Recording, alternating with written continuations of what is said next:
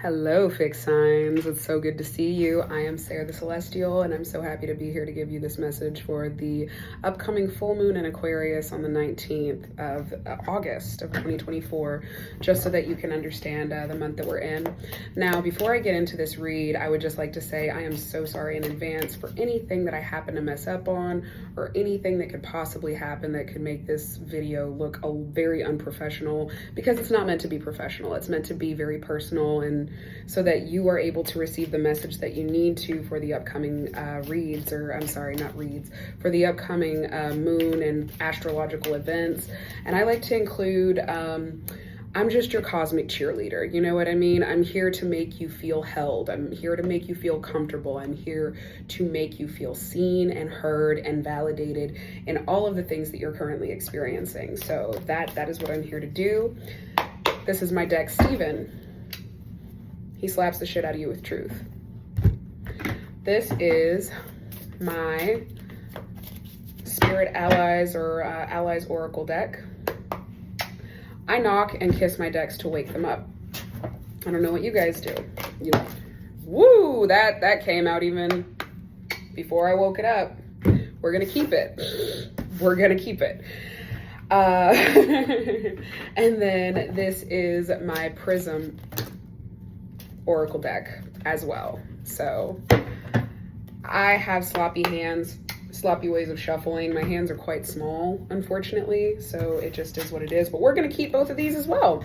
This is just for messages that you need to receive during this full moon in Aquarius, and possibly just a theme of what you need to be releasing, right? Because full moons are all about release and excuse me. Full moons are very much about releasing the things that are no longer for us. Ooh. And being able to cultivate some of the things that we would like to have in our life for the upcoming new moon. Whenever you release things, you're able to make room for the new things, I guess you could say.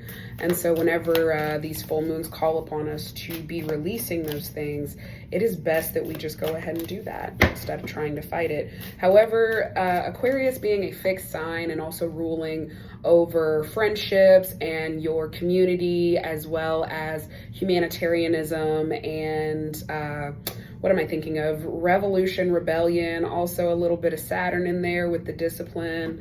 I love Aquarius placements. I'm an Aquarius Mercury myself, so I absolutely love Aquarius placements. They have a special place in my heart. I don't think there's any more message that we need to get out of that one. We're gonna go ahead, and we already got our message here, but I feel like there's one more. I do intuitive drawings. If nothing flies out, then I will get it on my 8th shuffle. So just to inform you on how I do reads, so that you're not thinking that it's something else. Ooh, okay, the oracles are hitting right now. I hope that you all have been enjoying this Mercury retrograde in Virgo and Leo, because I'm a Virgo rising. I don't like this shit. I'm like, I am so tired. I am so tired of going through transformations and doing things for character development. Like, can we just move along, please? Please? Thanks. Like, that was the most strained smile possible, because I was thinking of all the things that have already come to pass. Love it. All right, so again, this is the message for the fixed signs, which includes Scorpio, Aquarius, Leo, and Taurus. I always forget Taurus. It's either Taurus or Aquarius, and I don't know why. It's like I have so many in my life. I don't get it. All right, so because we only have 2 tarot cards that decided to come out for your message and what you need to be releasing, I will say that what you need to be releasing, being the 10 of Wands, is so significant for me, because Wands represent action in tarot. And whenever it's reversed, and I do like to read reversals, I know that there are some that don't, but I think reversals are necessary because of the way that, like, I do inversion thinking, and I feel like a lot of successful people also practice inversion thinking as well. So you should be reading your reversals. My opinion. Don't come for me. You should be reading reversals whenever you also read the upright position, because you need to know what you're trying to avoid. That's the key significant thing here, is what we want to avoid. The Ten of Wands reversed is talking about a burnout. It's talking about you taking on more than what is absolutely necessary and burning yourself out to the point where you don't want to do anything, not even the things that bring you life and joy and add happiness to your life. With the Ten of Wands reversed, upright, it's about having that completion, but also having responsibility that comes with it. So it's possible that you may have recently accumulated some type of new position or placeholder. I'm not quite sure if it's going to be a relationship or something that you're trying to do. Maybe it's a goal that you're trying to reach, or even along the lines of possibly having, I feel like it's more so a goal. I feel like this is a goal and possibly a career venture, because you are getting burnt out to the point where it's definitely work and career related, because on the, on the message for you, it's the Eight of Coins. So it's definitely work related. I feel like you need to start delegating some of your projects and delegating some of the tasks that you have at hand, because it is just not working for you the way that it is going right now. You are going to end up burning yourself out if you're not already burned yourself out, and it's just going to be all types of nasty. You don't want that, okay? Just trust me, okay? Just trust me.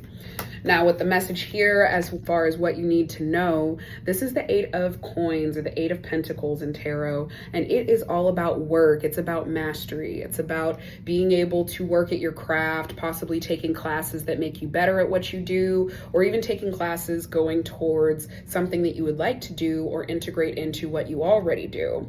It's very much the craftsman and like worker card, I suppose you could say. And I want to say that this one is ruled by Capricorn or Virgo. I think it's Capricorn because it's actually the work. I think the other one prior to is either Taurus or Virgo, which is the Seven of Pentacles, and that talks about planting the seeds.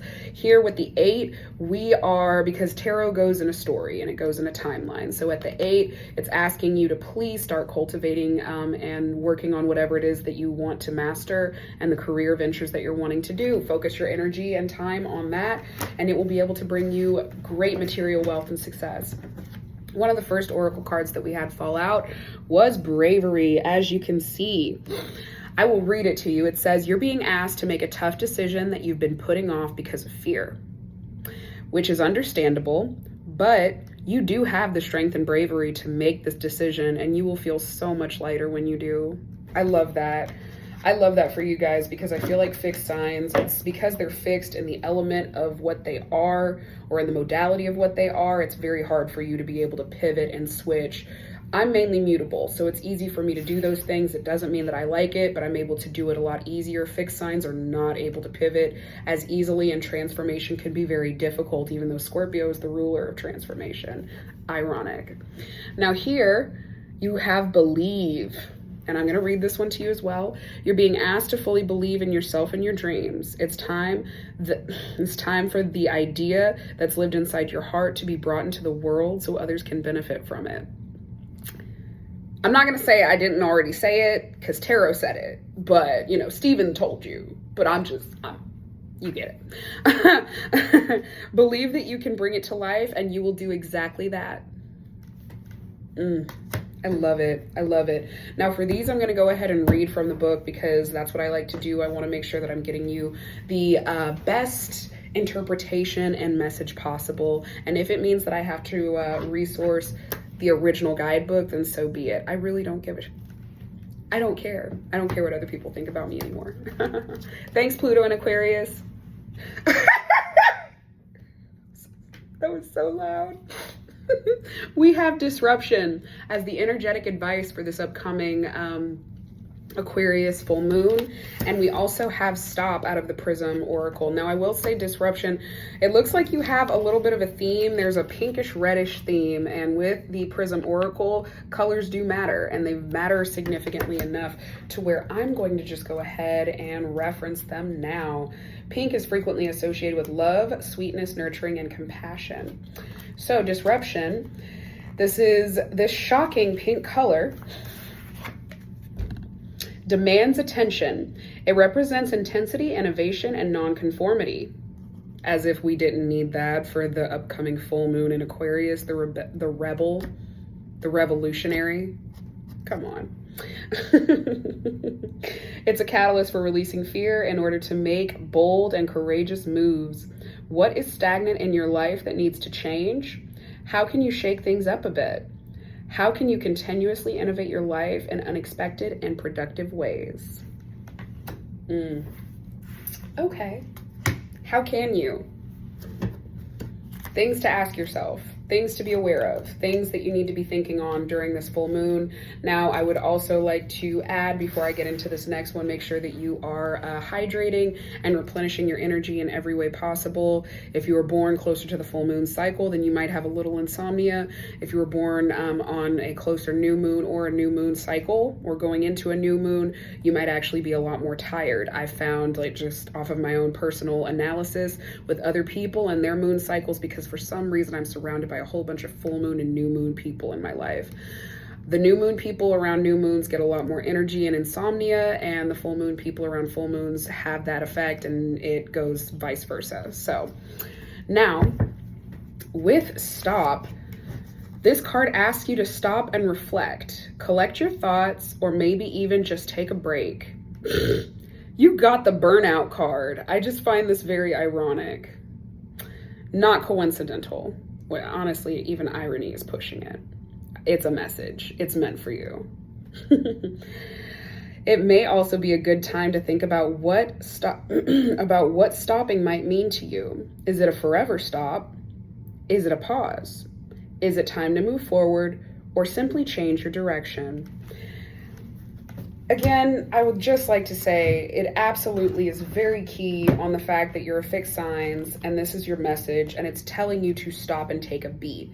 Now, if anything, this is definitely an indication of the currently Mercury retrograde that we're going through.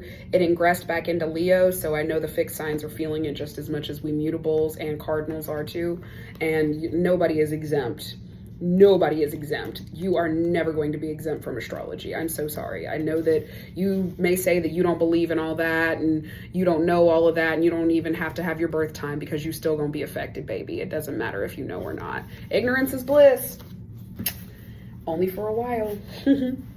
All right, so I am so sorry in advance for how I am going to butcher this name, because I know I'm going to butcher it. This is Lakshmi.